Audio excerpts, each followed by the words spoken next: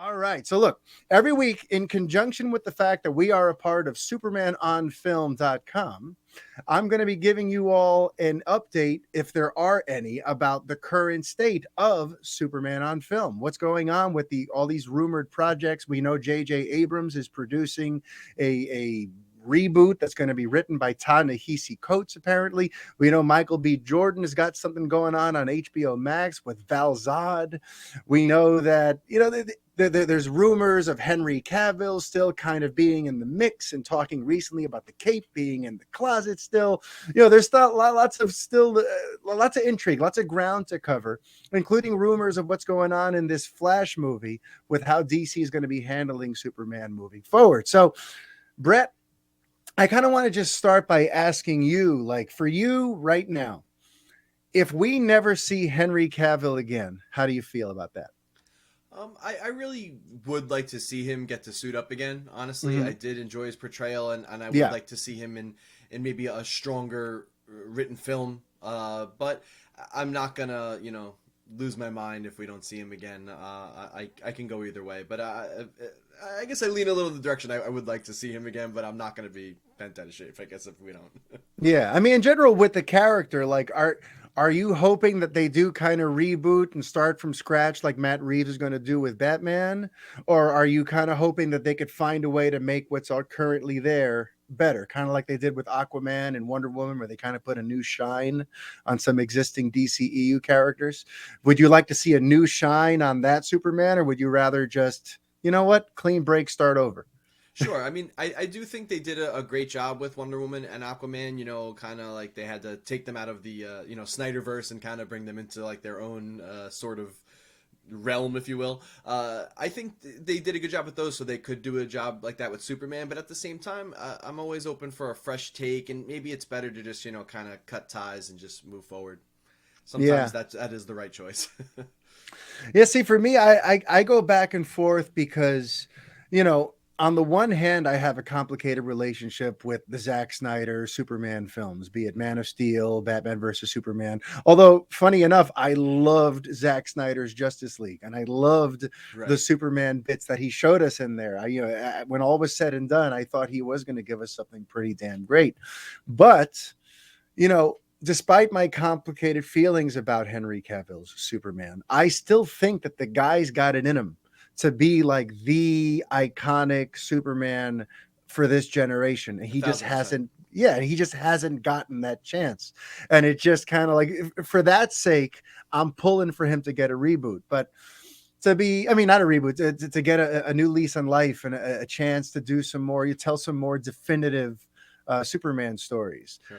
But at the same time, what Matt Reeves has going on with Batman over there has me wondering, like, man, if somebody who loves Superman as much as Matt Reeves loves Batman took over that character and decided to build a whole world around him that really honored him the way, I couldn't be mad at that. You know what I mean? Like, I would be Right. sad to not see Henry anymore. But right now, it's been so long since I've gotten to see regular, consistent, great Superman movies in theaters. It's been a very, very long time. Yeah. You Too long. know, way too long. So right now, though, like, in terms of these different, there's so many different rumors going around right now about how DC is going to be handling Superman. I want to bounce this one off you because about 2 or 3 weeks ago, Grace Randolph and others started discussing that in this upcoming Flash movie, that the only real glimpse of Superman will be Henry Cavill, but on a TV, and that the film itself will be positioning Supergirl as the new sort of Superman of a new sort of Justice League 2.0. Right. So that's like the rumor. So before I say what I think of it, what do you think when you hear that? Yeah. I'm torn, Yeah. and I think a lot of fans are that they're just saying, hey, let's just put Superman in the background. We're gonna move forward with Supergirl, and uh, it just, I guess it depends what they do with it. I don't want Supergirl to just be a stand-in for Superman. She should just kind of be her own thing, Yeah. and then hopefully that's what they're doing. That's what they should do. That's the right thing to do for the character. Don't Mhm. just make her a stand-in for Superman, and then eventually we can get a new Kal-El, hopefully in there, but it's an interesting way to go, and I think we're also seeing that kind of with Batgirl, with how they're handling that, because as we know right now, it looks like the Reeves Batman, not to segue, is not going to maybe be a multiverse, an inter-universe kind of guy. So Yeah. they're kind of positioning Batgirl as that, the Batman for that. Yeah. But again, it's not right to do that to those characters that both have a rich history on their own. So I hope it's not just like, hey, we're just doing, gender swap Batman, gender swap Superman, and actually like taking care of those characters and honoring them in the way that fans and comic fans of those characters expect. Yeah. That's the most important thing for me. Mm-hmm. Yeah, for me, honestly, I think people are taking this stuff way too literally. I think maybe in spirit, what Warner Brothers is going to be doing right now is sort of putting Supergirl and Batgirl in, though, like, they're going to put them to the forefront, but they're not going to act like they're Batman and Superman don't matter and they don't exist. Right. But for right now, those two are going to be at the forefront. And because the current DCEU Batman is going to be the Michael Keaton Batman, who's older and is not going to have his own movies.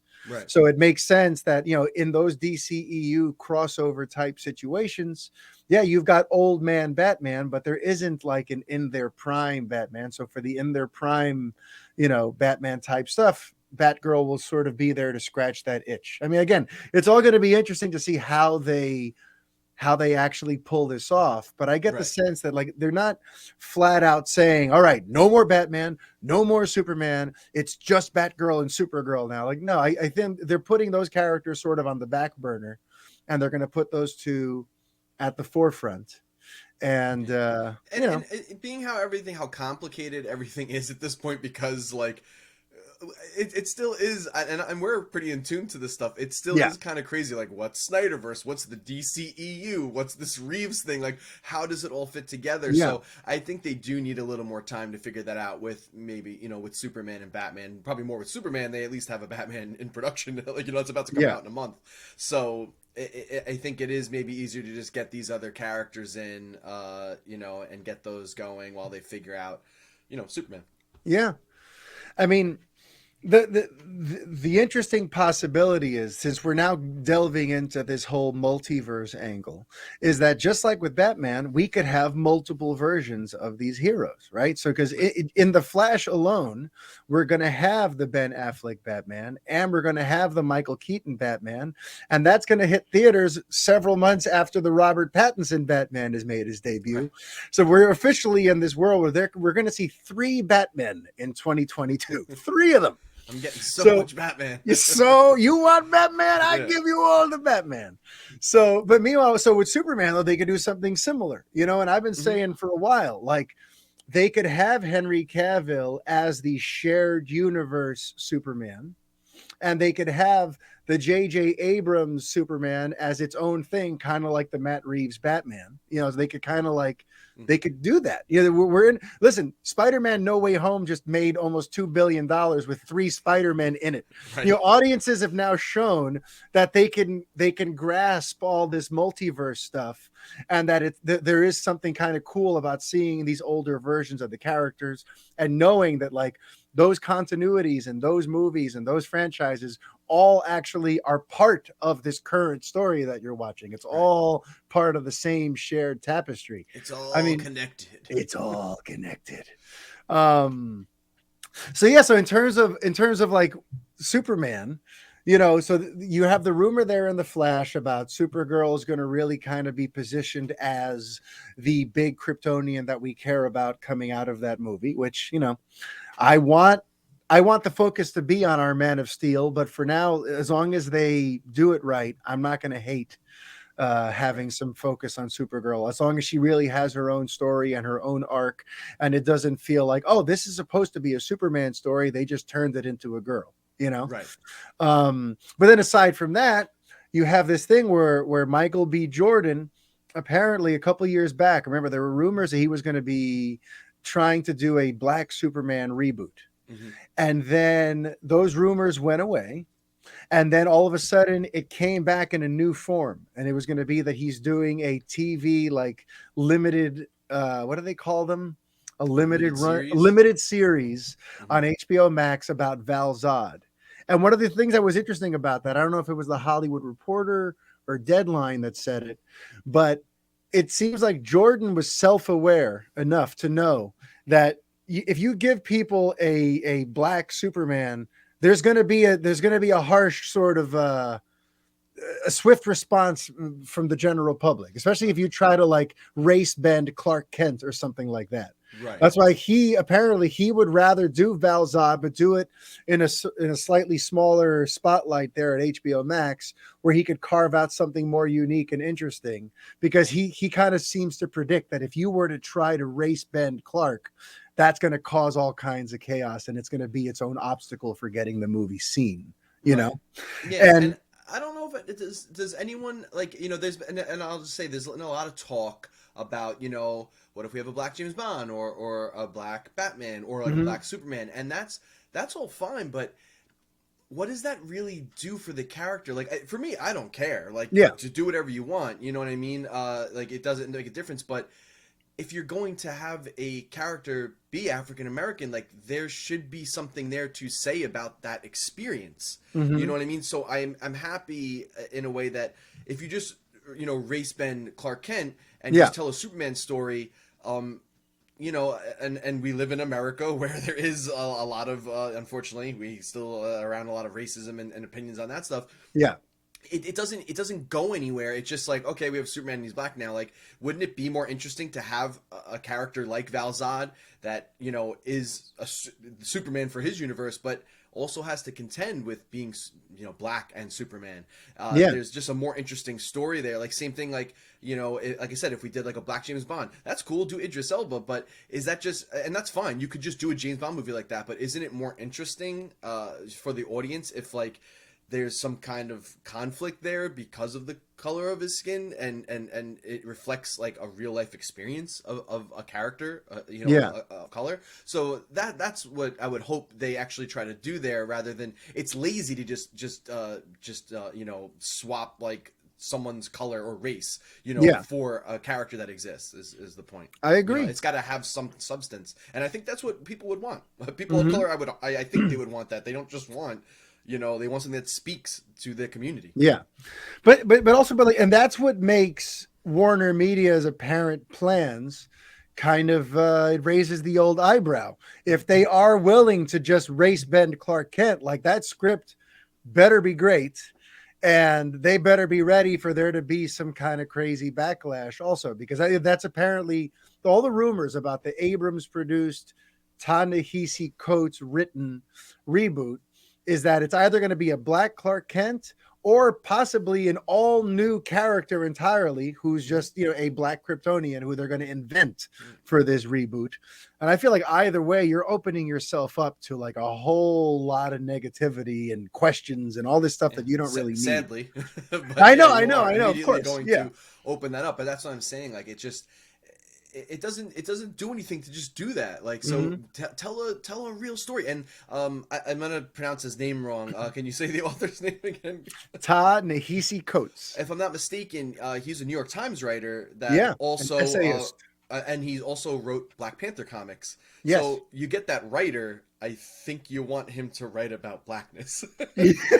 Yes. It seems weird to just do like, you know, and you could do, not to say that you can't do Clark Kent and then add that to it, but it just, like, well, I don't know. It's just, everyone's in it. And that's stupid though. Is it a good reason not to do it because people are going to whine and get mad? I don't know. Yeah, no, but you know why I think about it? Because honestly, let the racists and let the people who care about skin color get all pissed off. I don't care about them.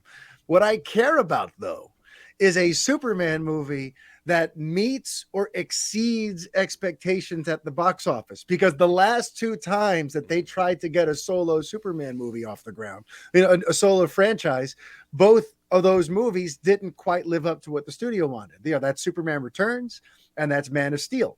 You know, in the case of Superman Returns, when that didn't do what they wanted, they scrapped the sequel to it. Mm-hmm. When Man of Steel didn't really do what they wanted to do, they went into Batman versus Superman mode. And now Yeah. let's just, instead of giving him a solo sequel and focusing on him, We're gonna let's make a get Batman right to the, movie with Superman in it. and let's get to the Justice League, and let's just kind of, you know, they kind of got this impression that like solo Superman movies don't sell. Right. And I'm like, no, you just got to write them right. And you got to, you know, anyway, I'm not going to get into that just right now. But like, right, for me, for a long suffering Superman fan, the most important thing is that they pick a direction that actually leads to a successful launch for a Superman franchise.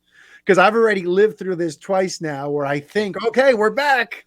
And then I like what's in theaters, but then no one else does. Or, you know, it's just, I just want a hit. And I don't want anything controversial with my Superman reboot. All right. That's how sort of shell shocked I've become at these Superman movies that kind of don't lead to the part 2 of the story, you know? Right.